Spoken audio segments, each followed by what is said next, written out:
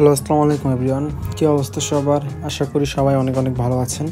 তো যারা ঢাকা থেকে বান্দরবন যেতে যাচ্ছেন বাসে করে, তারা জানতে চাচ্ছেন যে ঢাকা থেকে বাসে কত টাকা টিকিট মূল্য, কতটুকু দূরত্ব যেতে কতক্ষণ লাগে এবং ঢাকার কোন কোন কাউন্টার থেকে কোন কোন বাস ছেড়ে যায়, সে সকল বিষয়ে আপনারা অনেকেই জানতে আগ্রহী এবং আগ্রহী বলে আজকের এই ভিডিওতে আপনি ক্লিক করেছেন। তো সবাই ধৈর্য ধরে ভিডিওটা দেখুন, আশা করি আপনারা সম্পূর্ণ বিস্তারিত বিষয়গুলো জেনে যাবেন। তো চলুন বেশি কথা না বাড়িয়ে ভিডিওর মূল আলোচনায় চলে যাওয়া যাক। ভিডিওটি শুরু করার আগে আপনাদেরকে ছোট্ট একটা অনুরোধ করবো, অবশ্যই আমাদের ভিডিওটিতে লাইক করে দিবেন এবং চ্যানেলটি সাবস্ক্রাইব করে পাশে থাকা বেল আইকনটি বাজিয়ে দিবেন। তো এই ভিডিওতে আজকে যে বিষয়টা প্রথমেই জানাবো সেটা ঢাকা থেকে বান্দরবনের দূরত্ব 376 কিলোমিটার, যেটা বাস যোগে যদি আপনারা যেতে চান অর্থাৎ বাসে করে ঢাকা থেকে বান্দরবন যেতে চান সেক্ষেত্রে সময় লাগে 10 থেকে 11 ঘন্টা এবং যদি লোকাল বাসে যান সেক্ষেত্রে সময় লাগবে 12 থেকে 16 ঘন্টার মতো। তো ঢাকার বিভিন্ন কাউন্টার থেকে আপনারা ঢাকা বান্দরবনের বাস পেয়ে যাবেন।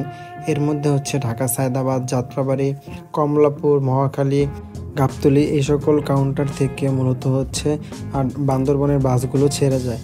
তো আপনারা যদি ঢাকা থেকে বান্দরবন যেতে চান সেক্ষেত্রে আপনারা যে সকল ভালো মানের বাস সাজেস্ট করবো আপনাদেরকে, সেগুলোর মধ্যে রয়েছে হানিফ এক্সপ্রেস, সৌদিয়া কোচ এবং হানিফ এন্টারপ্রাইজ এবং সেন্ট মার্টিন পরিবহন। তো এই সকল বাসগুলো ঢাকা থেকে বান্দরবন রোডে আর বাস সেবা পরিচালিত করে থাকে। এছাড়াও আরও ভালো মানের অনেকগুলো বাস রয়েছে। তো যাই হোক, সব বাসের নাম তো আর বলা যাবে না। এছাড়া আপনারা লোকাল বাসেও যেতে পারবেন, যেখানে আপনারা মাত্র 650 থেকে 800 টাকার মধ্যে আপনারা টিকিট কিনতে পারবেন। এবং যদি আপনারা নন এসি বাসে যেতে চান ঢাকা থেকে বান্দরবন, সেক্ষেত্রে আপনারা ভালো মানের চেয়ার কোচ বাসে যদি যেতে চান সেক্ষেত্রে আপনাদের ভাড়া গুনতে হবে 800 থেকে 1000 টাকার মধ্যে। এবং যদি এসি বাসে যেতে চান সেক্ষেত্রে আপনাদের ভাড়া গুনতে হবে 1200 থেকে 1400 টাকার মতো। এবং যদি স্লিপার কোচে যেতে চান সেক্ষেত্রে আপনাদের 1800 থেকে 2000 টাকা বাস ভেদে ভাড়া হয়ে থাকবে।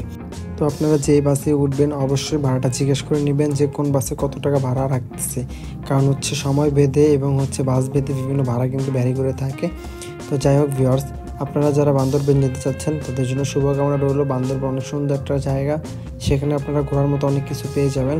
তো এছাড়া যদি আপনারা অন্য কোনো আপডেট জানতে চান তাহলে অবশ্যই সেটা কমেন্টে জানিয়ে দিবেন, আমরা চেষ্টা করব তার উত্তর দেওয়ার জন্য। ধন্যবাদ সবাইকে, দেখা হবে পরবর্তী কোনো ভিডিওতে। সে পর্যন্ত সব ভালো থাকবেন, সুস্থ থাকবেন। আল্লাহ হাফেজ।